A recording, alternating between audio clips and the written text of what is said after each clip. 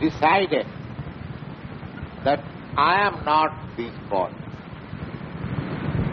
We have already discussed. I am not this body and I am pure consciousness.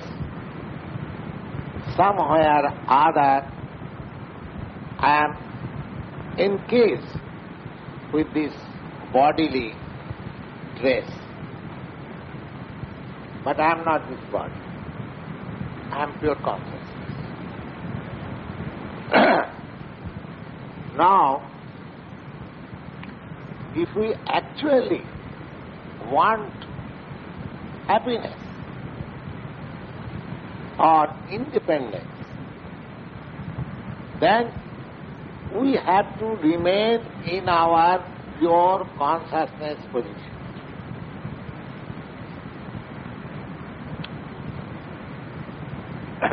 Suppose if I do not belong to certain association or certain company, then I have to keep aloof from that company.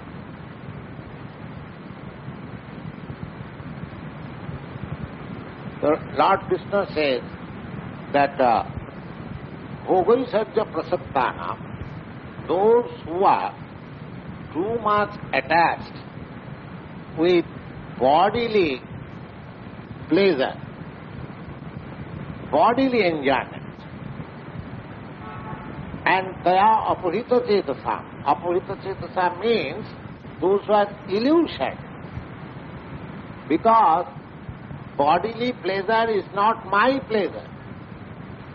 My pleasure is different, because I am not this body.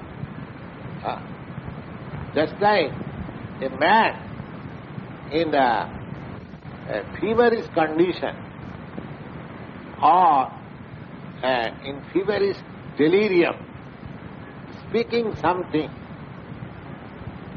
that is not his normal speaking, that is due to the delirious condition. So to bring him to the normal condition, the physician treats him to get out of that delirious condition. So similarly, our position is, because we have got somewhere or other, we have been entangled with this material body. Therefore, our conception of happiness is just like a man in the delirious condition.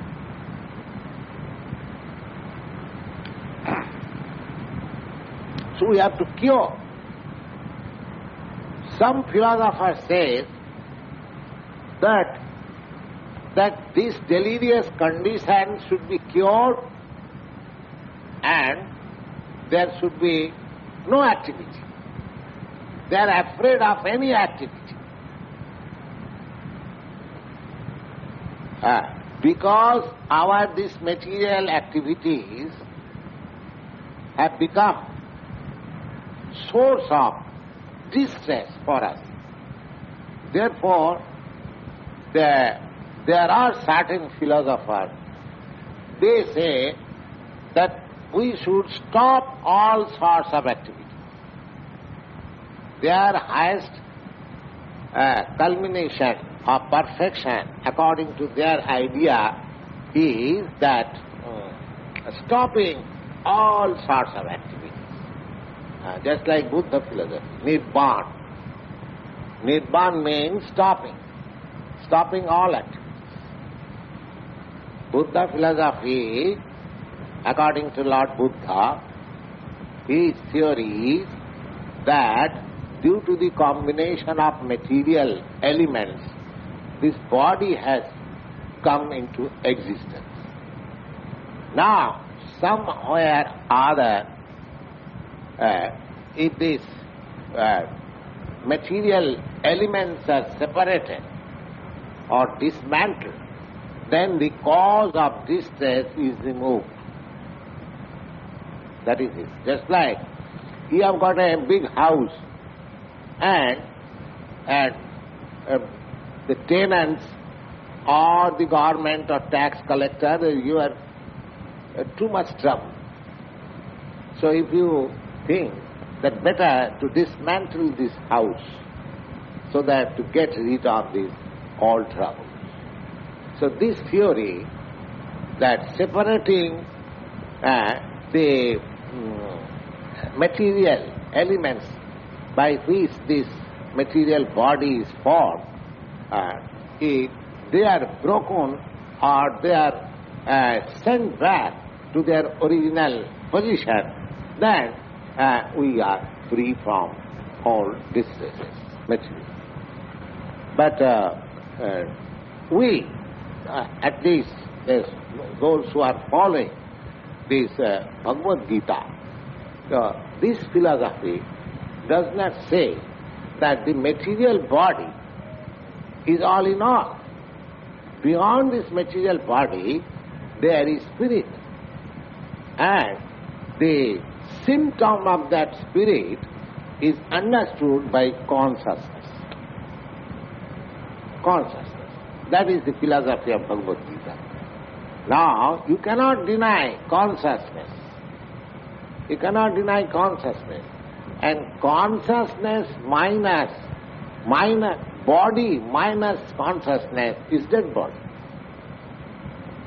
Everyone knows it. A child can understand this. That I am speaking, you are hearing, because your consciousness is present, my consciousness is present. As soon as my consciousness is deducted from this body, then this same mouth will not speak, this same hand will not move, the same your ear will not hear. The whole thing will be stopped. So it is very common sense affair.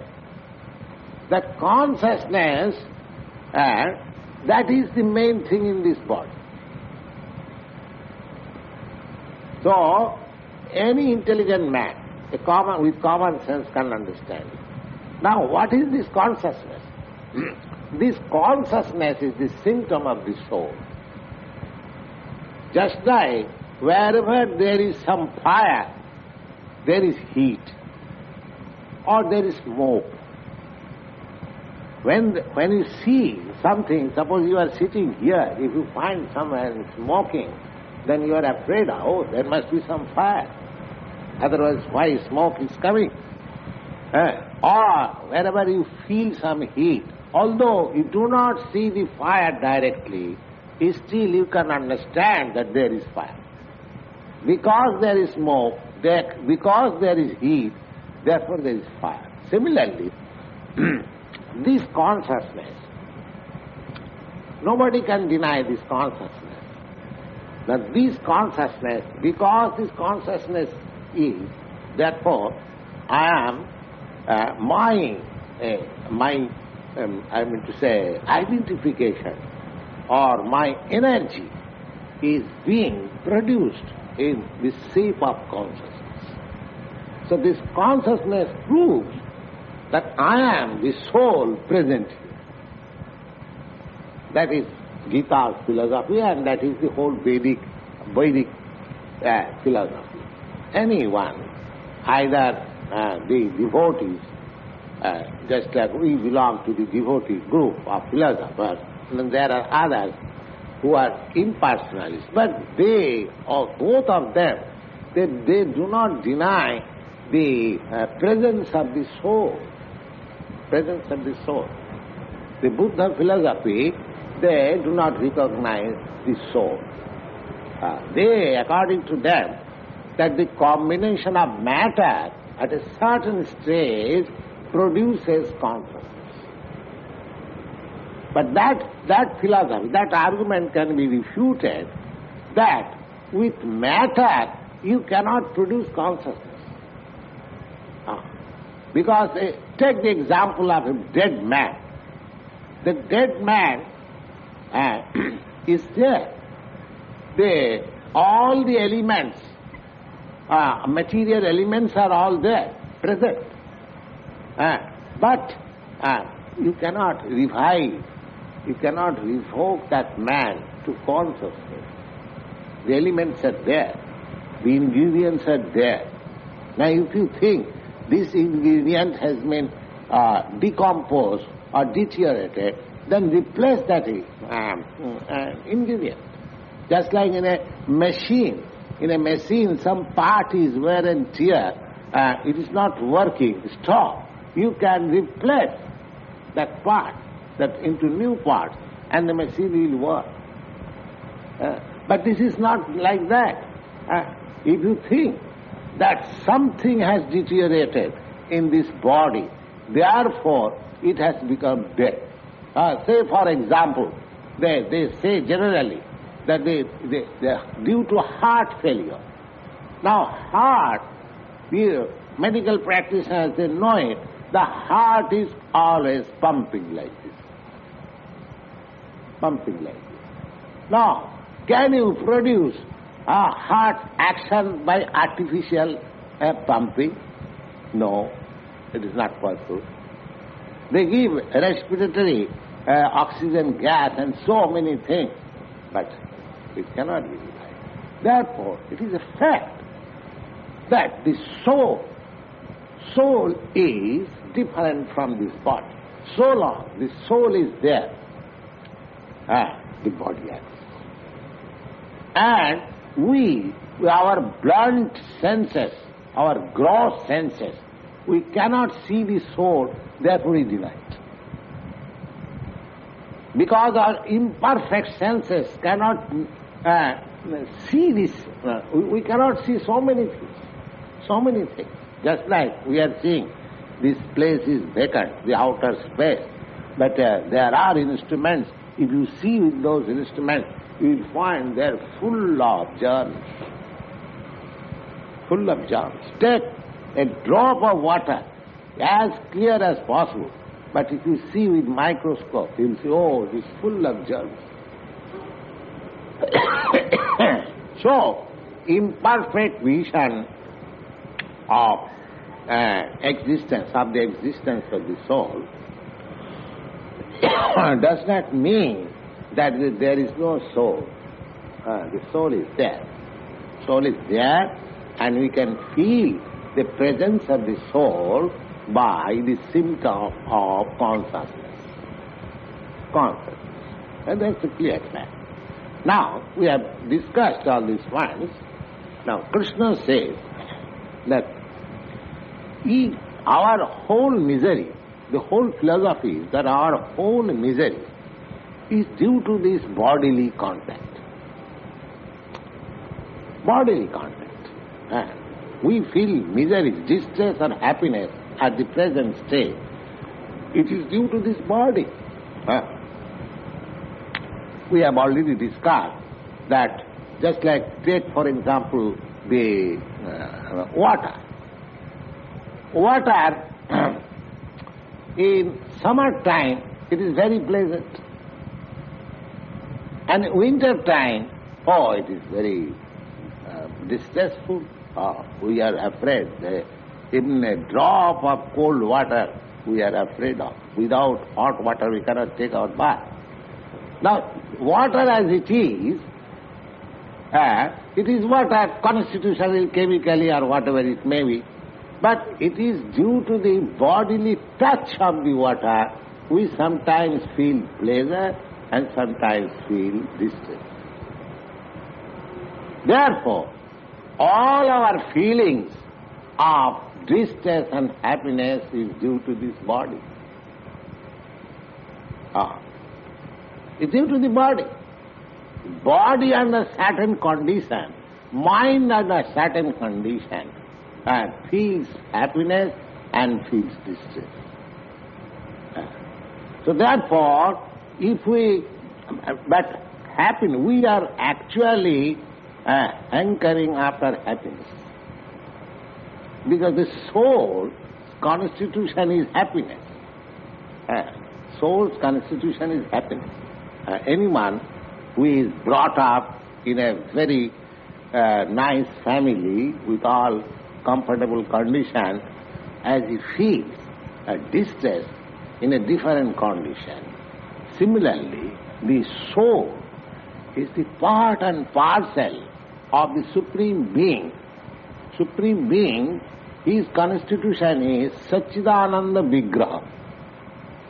The Supreme Being is the embodiment of eternity, bliss and knowledge. Eternity, bliss and knowledge. That is the constitution of the Supreme Entity. He is eternal, he is blissful and always full of pleasure. Always full of pleasure. Kṛṣṇa, this word, Kṛṣṇa, now we have chanted Hare Kṛṣṇa, Kṛṣṇa Kṛṣṇa, Hare Hare. This Kṛṣṇa, do not take it that we are presenting some sectarian conception of God or like that. This Kṛṣṇa, this is a Sanskrit word. You have to understand Kṛṣṇa. Kṛṣṇa means, Kṛṣ means the greatest. And no means pleasure. He is the symbol of greatest pleasure. Greatest pleasure. So, we are also part and parcel of that greatest pleasure. Just like the ocean and a drop of water of the ocean. If you chemically analyze, you will find the same ingredients. The volume of the ocean is certainly greater than the volume of the drop of the ocean water. But so far the constitution is concerned, either this drop of ocean water or the full ocean water, the same chemical composition you will find. Similarly, because we are part and parcel of the Supreme Satchidananda Vigraha, eternity, blissful and knowledge, therefore, although we are minute particle, but the minute particle has got so much energy. You can just see that minute particle of the soul within this body, how wonderful things we are doing. Everything, whatever material manifestation, at least in this world, in New York City, you see so many big buildings and so many machineries, factories and organization. But who has done it? That minute particle embodied in the soul. Just see. If that minute particle can play so much wonderful things, just see, just imagine what wonderful things cannot be done by the Supreme particle. Or not particle, is the whole. Is the whole. Because we do not understand the capacity, the energy of the... just calculate mathematically. Now, the particle is so small that it has been calculated that 1/10,000th part of the upper portion of the hair is the measurement of the soul.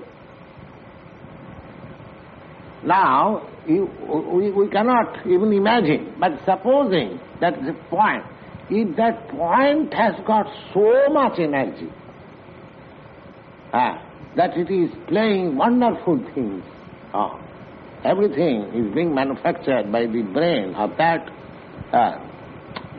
small particle.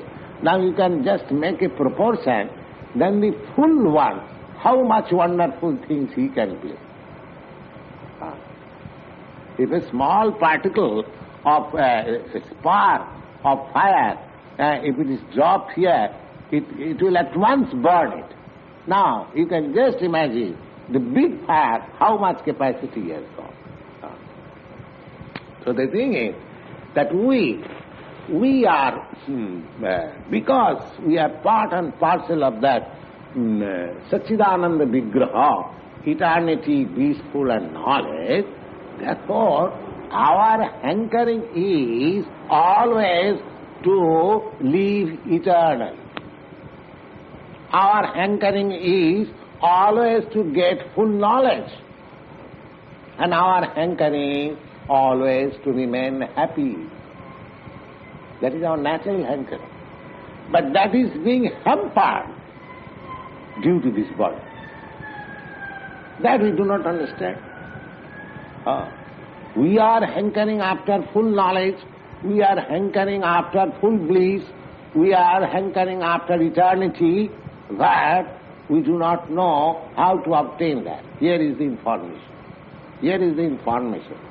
That you are hankering after all these things through some imperfect instrument. That is not possible. So you have to understand yourself that you are not this body. Whole impediment, whole choking up your progress is due to this body. So you have to separate yourself from this body. Simply separating, theoretically will not do. You have to keep yourself always separate. Always separate as master of this body, not as servant of this body. That should be your aim of life. Just like you have got a motor car, nice motor car. If you want to drive it as a superior master or driver, then the car will give you good service. But if you do not know how to drive, then the car will play disaster, your life will be risky. Your life will be risky.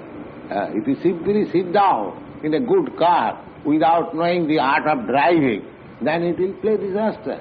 You give advance motion and it will collide with something and you will be fractured and whole thing will be dismantled. So, now our position is that we do not know how to drive this motor car. We do not know how to drive this motor car. We have become the servant of the motor car. Servant. Not the expert driver, but a servant. This body means the senses. The senses. The sense wants that, my eyes, it wants, there is a beautiful girl, let us see. I am hankering after it and following that beautiful girl. There is very nice music. All right, yeah. All right, let us have it. There is a very good restaurant, palatable dishes. Tongue dictates. You go there. Similarly, all our senses, this body means senses. Without senses, the body has no meaning. So, our position is that eyes are dragging to some place, ears dragging to some place, tongue dragging to some place, hand dragging to some place, leg dragging to some place. So you are perplexed. Now we have to learn how to control this senses. That is called Swami. Swami, this very word, Swami suggests that he is the controller of the body. He is not controlled by the body. Swami or Goswami. Bo means senses and Swami means master. One who is the master of the senses, he is called Goswami or Swami. All the sense. So now as soon as we are convinced that I am not this body, I am consciousness, I am pure soul, so I have to get free from this entanglement, then I will have to make arrangement for that. Simply theoretically knowing will not do. Therefore Kṛṣṇa says that bhogaisvarya-prasaktanam, those who are too much attached with this bodily pleasure, and by that conception, one who is illusion, that person cannot fix up in his identification with the soul.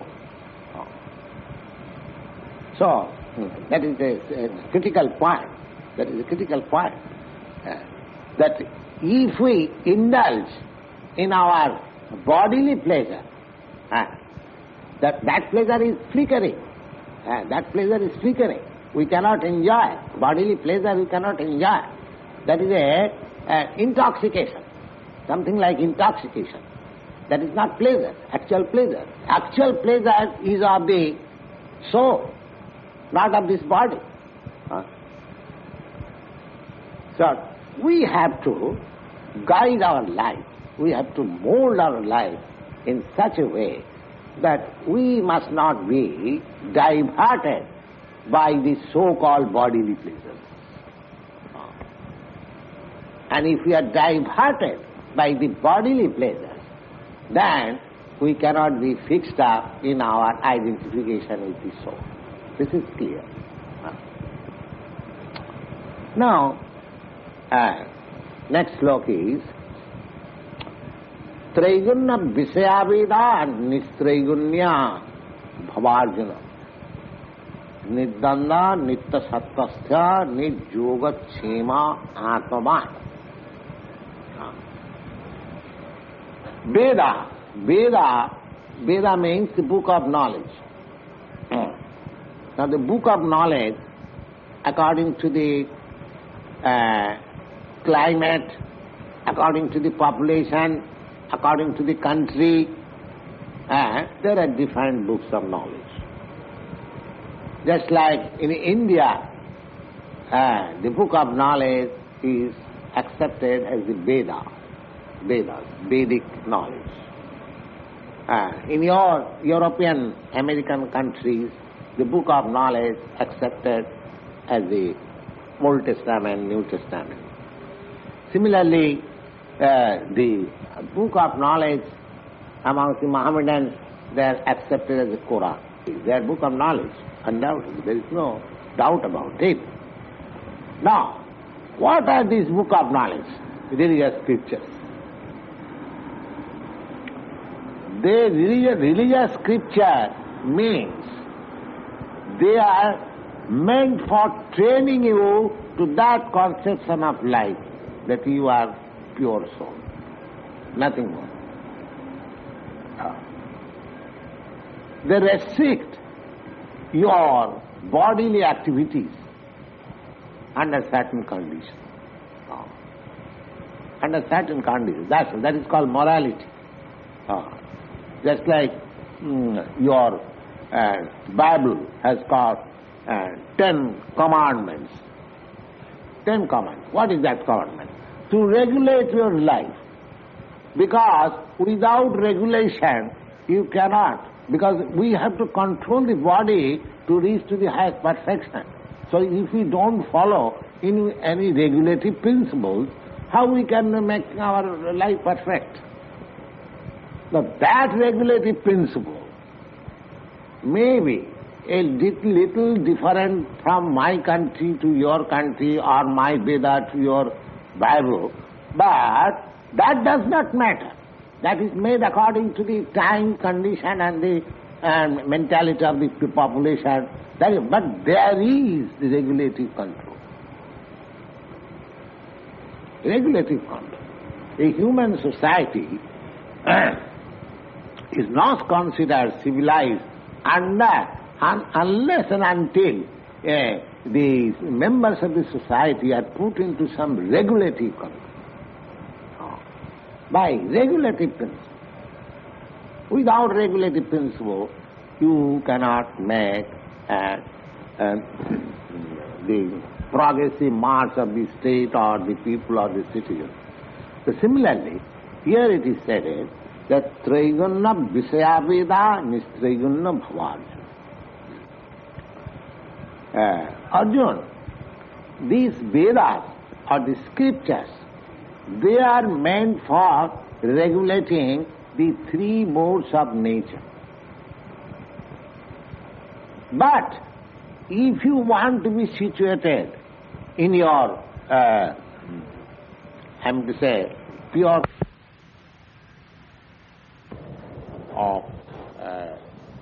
identify this body. So, Lord Kṛṣṇa says that bhogaisvarya-prasaktanam apahrita-cetasam brahmacharya buddhi samadhu-na bhoga. Bhoga means enjoyment. Enjoyment of life. Everyone wants enjoyment. Who does not want enjoyment? But is that bad thing? No. Enjoyment, why bad thing? Because your life, your constitution need of enjoyment. So, demand for enjoyment is natural. It's not unnatural. But the process of enjoyment is different. Therefore, do not get complete satisfaction by material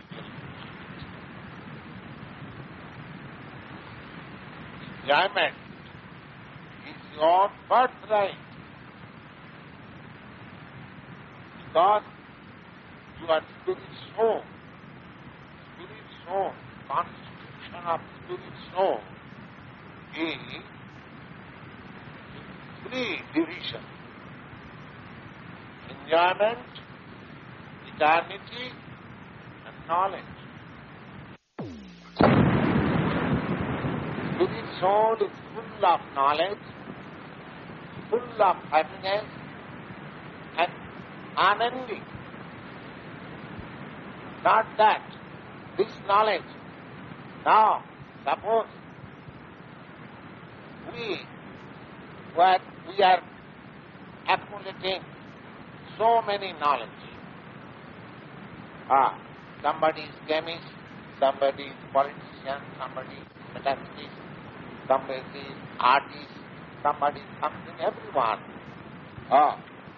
Everyone knows something of everything and everything of something. That is knowledge. But this knowledge, whatever knowledge you acquire, as soon as you leave this body, whole knowledge is spoiled. Just imagine, in your previous life, you had been a great man of knowledge. But in this life, since your childhood, you had to go to school, college and acquire knowledge. The knowledge which you had in your previous life is now forgotten. Therefore, we are seeking eternal knowledge. But that eternity of knowledge is not possible with this temporary body. We have to understand that bhogaisvarya, we are enjoying. We want to enjoy life. But the instrument of enjoyment is not proper. We are thinking of enjoying through this body. But bodily enjoyment is not my enjoyment. It is artificial. So if you want to stick up to this artificial enjoyment of life, then you cannot enjoy, or you cannot be elevated to your real constitutional position of eternal enjoyment. Therefore, Lord Kṛṣṇa says, bhogaisvarya-prasaktanam taya apahrita-cetasam. Apahrita-cetasam. one whose mind and intelligence has been misled by this false enjoyment. False enjoyment, for him, they were working on the pure consciousness platform, Dvasamika Buddhi, that I am not this body. We are talking of this, that I am not this body, I am pure consciousness, I am pure soul. So, we have to work in such a way that our bodily conception of life is completely rejected, and we are situated in the engagement or occupation of pure consciousness. We are talking on this subject matter. So Lord Kṛṣṇa says, those who are captivated by this false enjoyment, body, bhoga. Now our bhoga enjoyment means through this body. But body is my diseased condition. As a diseased man cannot enjoy life. How it is possible? Take for example, a man who is suffering from jaundice, and it is practical. You can test practical. A man, you find out a man who is suffering from jaundice. You give a bit of sugar candy and ask him to taste. He will say it is bitter. He will say it is bitter.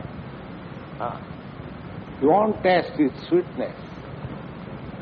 Because his condition is disease, therefore he actually cannot enjoy the sweetness of sugar candy. But when he is cured, a man in healthy state, if you give him sugar candy, oh, he will say, he appreciates. Oh, it's very sweet, very nice. The same sugar candy, according to our condition of life, is tasted different. So, unless we cure from this disease of wrong conception of life, we cannot have any taste, anything. We cannot have any taste for it. The bitter taste, we'll have bitter taste. Now, this world, even Mahatma Gandhi, have read his life. The day when he was to be killed, he did not know in the morning that he was going to be killed in the evening. But as a big man, he was receiving so many letters, so many congratulations, so many condemnations. You do not know. At the end of Gandhi's later part of life, he was so disgusted with his life that he always wanted.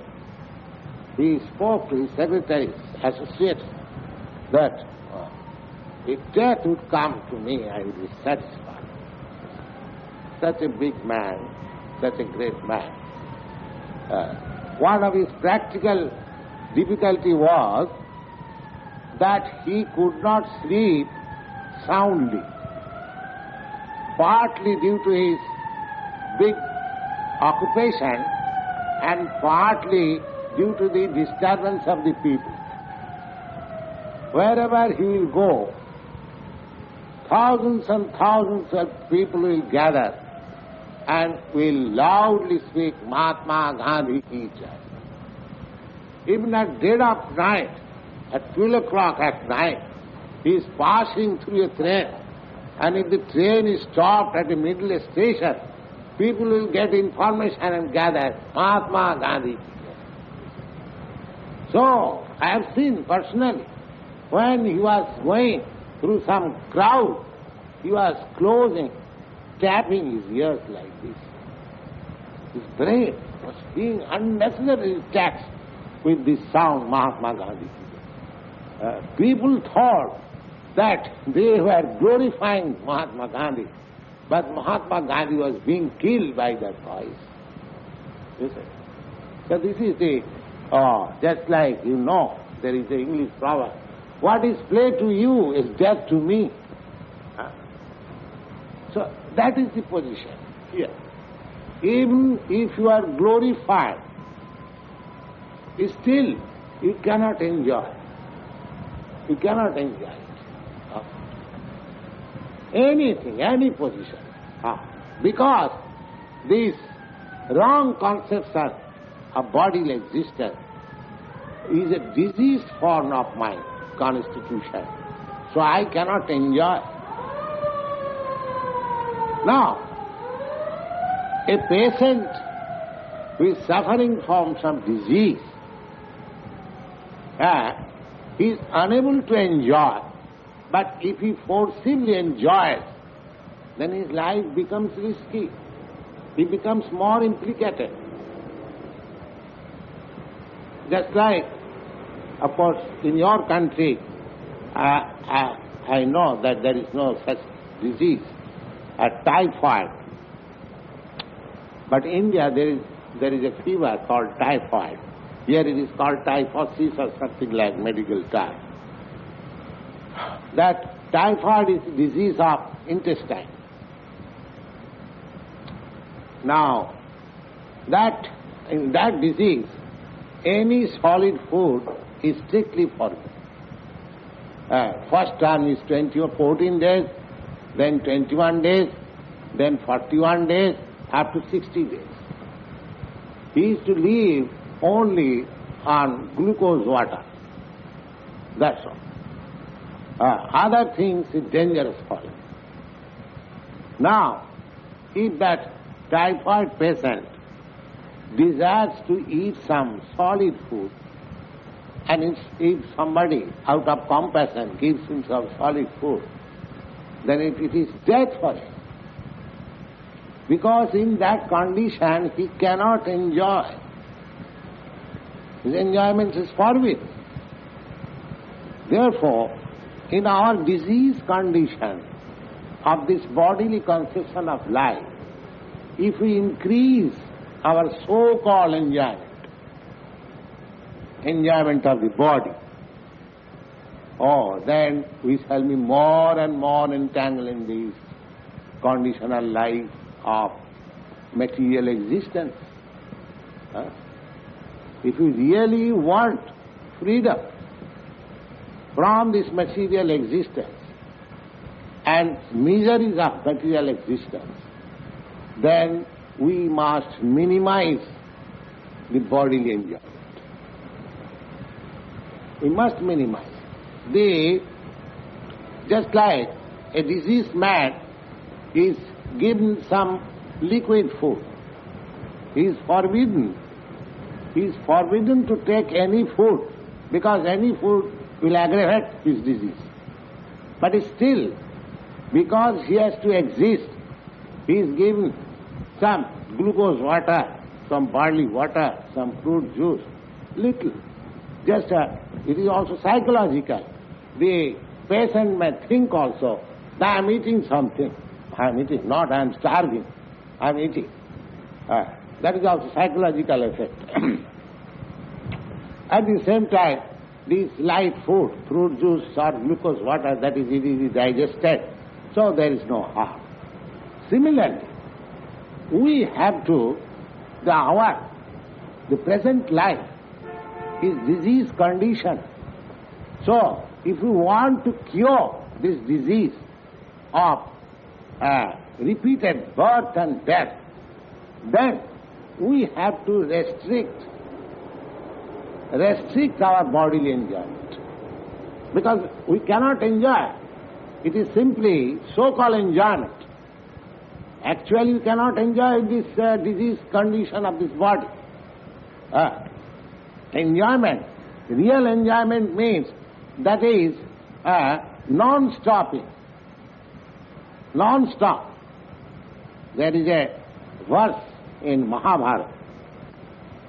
Ramante yogina anante.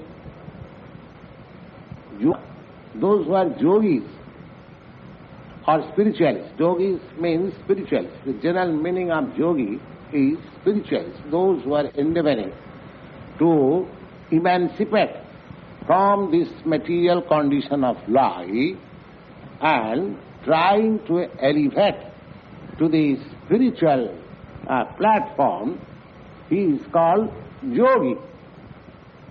Now, those yogis are different types, but the method or process of spiritual realization may be different. Your process or my process may be a little different, but that does not hamper. The thing is that your aim is also spiritual realization, just like generally there are three classes of spiritualists.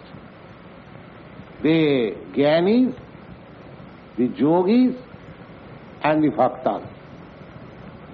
Jnani means those who are trying to realize spiritual self through speculation of metaphysics and philosophy. They are called Jnanis. And Yogis, those who are trying to realize spiritual self by meditation and controlling the senses. Yoga Indriya Sangam. This Hatha Yoga meditation means that our senses are engaged in varieties of work. So, by this Hatha Yoga gymnastic, the process, the mind is concentrated into the Paramatma, Super Soul. That means those who are too much bodily addicted, for them this Hatha Yoga process is good, recommended. So, yogi, the Jnani and the yogi and the Bhakta. Bhakta means devotees. Devotees. The spiritual realization, the objective of spiritual goal is realized in three different phases. Brahma, Paramatma and Bhagavan. Brahma is impersonal conception of the Supreme. So these Jnanis, those who are proceeding through philosophical speculation and metaphysical analysis, they attain up to the impersonal Brahma. Those who are meditating by yogic process, they attain to the Paramatma feature or super soul. And those who are devotees, they attain the Supreme Personality of God. So according to Bhagavad, Supreme Personality of Godhead is the ultimate goal. Paramatma feature is partial representation. How it is? Just like the sun. Sun is the chief planet and his reflection is in every water reserve. If you put here thousands and millions of water pots, in each pot you'll find the reflection of the sun. So Paramatma, Super Soul, is the reflection or partial representation of the sun. So this is Paramatma experience, and Brahma experience is just like the sun sign. Sun sign. Sun sign is all pervading. Everywhere sunshine is there. But still, sunshine is not important. Important is the sun glow. Similarly, Bhagavan, the Supreme Personality of Godhead, when one realizes his effulgent bodily rays, that is Brahma conception. When one realizes his reflection in every body, Ishvara sarvabhutanam viddesha, God is in everyone's heart, just like the reflection of the sun in a pot. So we are just like pot, and the God's reflection is in our heart. But this is material example. But God reflection and God, there is no difference. God's bodily rays and God, there is no difference. Advaita. They are not in the dual field or relative world. They are in the absolute world.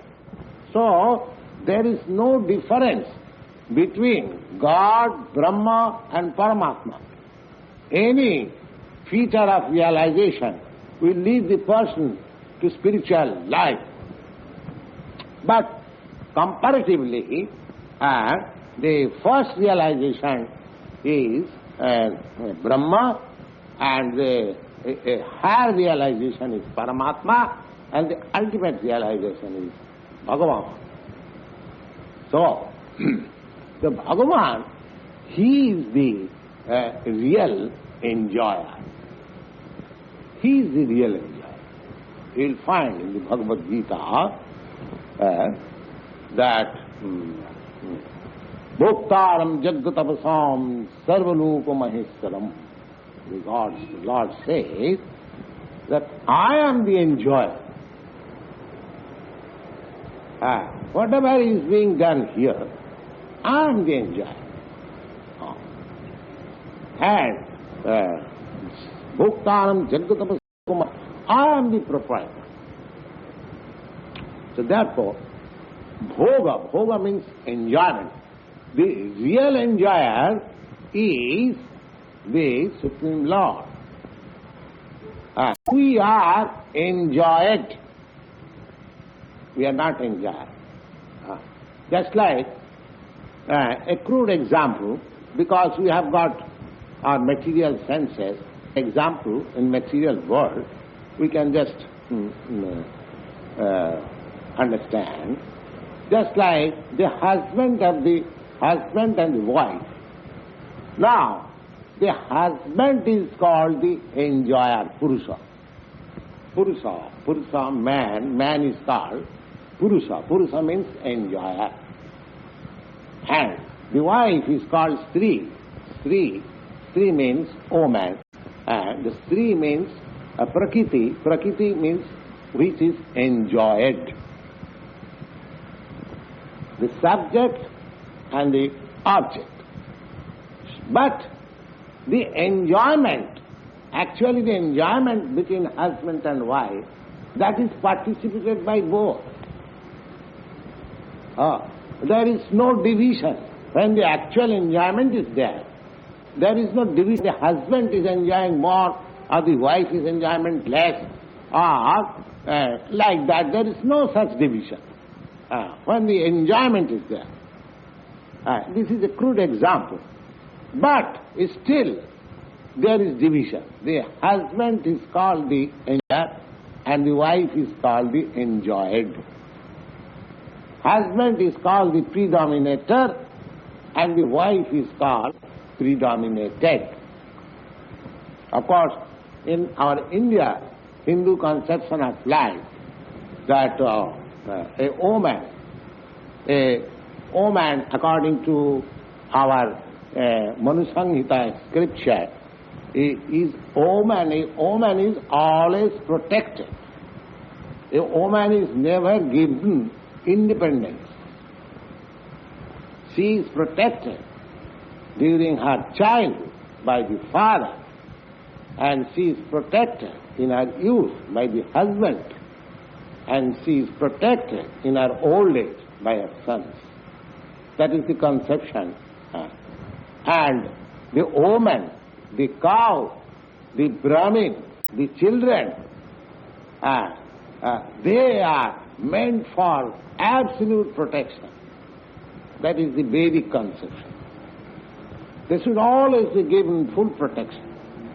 The children, the woman, the Brahmin, and the cows. And they have no fault. In the laws of the state, a woman, a child, a Brahmin, and cow has no fault. They have no, in the criminal code, they are never prosecuted. That is the Hindu law. Now, therefore, the whole idea is that we are the living entities. We are not enjoyed, we are enjoyed. We say that God has expanded in many. We are. Out of the many, we are also. We are, you are, I am, you are, every one of us, we are all expansions of the Supreme Lord. Bahushyama, the God will that I shall become many. I shall become many. Now, why? God is one without second, but He, out of His own sweet will, He becomes many. Now, why He becomes many? He becomes many to enjoy. Because without becoming many, nobody can enjoy. Just for example, I am speaking here. Now, you are 5 gentlemen and ladies present here. So, we are enjoying these topics. But if there would have been 500 here, people assembled, the enjoyment would have been more. And if there would have been no person sitting here, simply myself speaking, there would have been no enjoyment at all. So enjoyment means variety. Without variety, without many things, there is no question of enjoyment. That is the original idea of enjoyment. So God became many. God became many for His enjoyment, because He is the enjoyer. We are not enjoyer, we are enjoyer. So we must know our constitutional position that we are enjoyer. We are enjoyed. As soon as we are convinced to this particular, now enjoyer and the enjoyer, both of them has got consciousness. Just like the husband and the wife. The husband is the enjoyer, the wife is the enjoyer. But both of them are conscious. But the consciousness of the enjoyer is the subordinate to the consciousness of the enjoyer. So, although the supreme consciousness is the supreme enjoyer, and we are enjoyed, but the enjoyment can be equally participated when there is actual enjoyment. So our enjoyment can be perfected. Our enjoyment can be perfected when we participate the enjoyment of God. Because He is the enjoyer. So the more we become engaged in the matter of encouraging enjoyment of God, the more enjoyment we enjoy. That is it. Separately we cannot enjoy. Separately we have to cooperate. We have to cooperate with the supreme enjoyer. Our sense of enjoyment will be complete. Just like another example, just like this body. Now, the body has got many parts.